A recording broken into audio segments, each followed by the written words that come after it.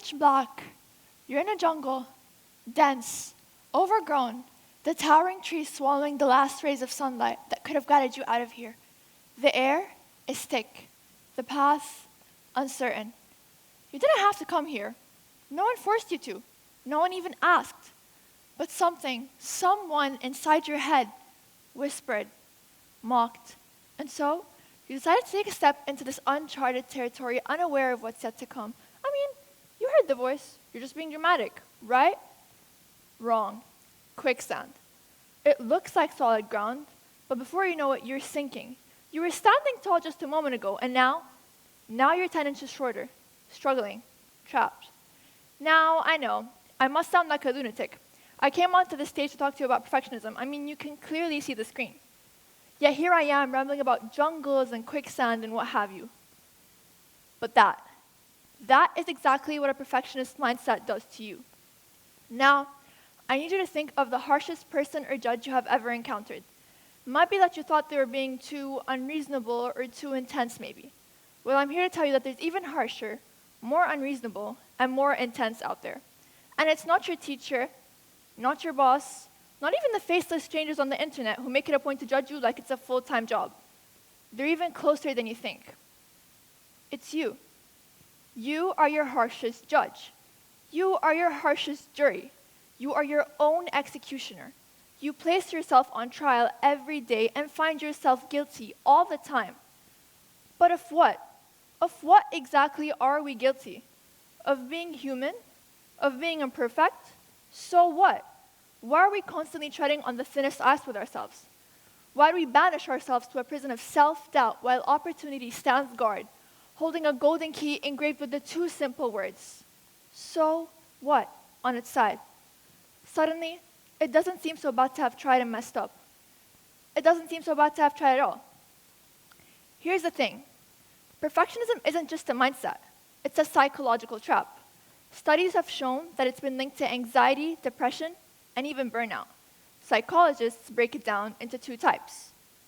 Adaptive perfectionism, the kind that pushes you to thrive and grow, and maladaptive perfectionism, the kind that tells you nothing is ever good enough, kind of like that voice inside your head, that really harsh judge. And our problem?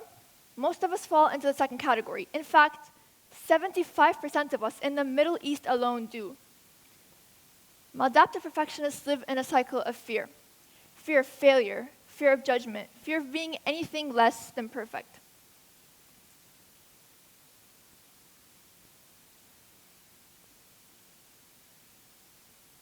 Maladaptive perfectionists live in a cycle of fear.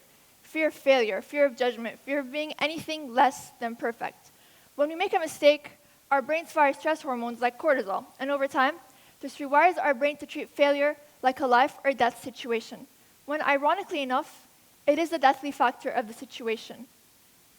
The more we chase perfectionism, the more we hesitate, procrastinate, and silence ourselves before we've even started talking. Because if we just don't do it, then how can we fall short of the mark? Exactly, we can't. We'd rather waste an opportunity than take it and not have it go our way. And yet, the most imperfect things are often regarded as the most beautiful. Every shell you pick up on the beach is uneven, cracked, shaped by time and tide.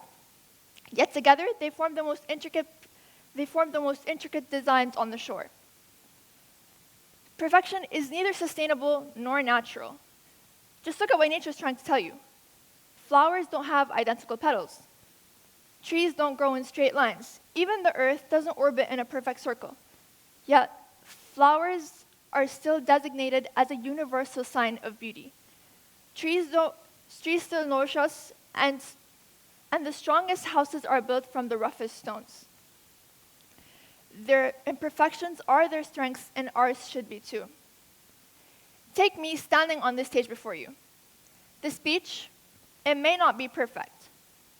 I might shake, I might stumble, and my voice might crack. But I'm here and I'm embracing my imperfection regardless.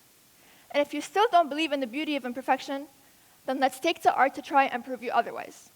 Leonardo da Vinci's Mona Lisa, the most famous, written about, sung about piece of art in the world. And yet, it's unfinished. That's right. The painting we see today is unfinished, and it's still regarded as the most iconic piece of artwork in the world. Between nature and the Mona Lisa, I hope you start to see something. Perfection doesn't exist. It never did. And perfectionism, it is quick. Quick to stifle your progress, quick to diminish your self-worth, and quick to silence your creativity. It is quicksand in yet another one of its deceptive forms.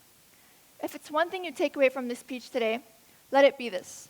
Perfection is nothing more than an optical illusion for your brain. It is a cage, a construct designed to hold you back, and you hold the key to this cage.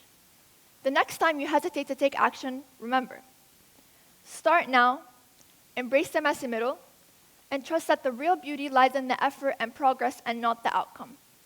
So take that golden key, read the words, so what? Unlock that door and free yourself. At the end, it's always better to do it than live under the heavy crushing weight of what if. So what if it's not perfect? It's not meant to be. So what?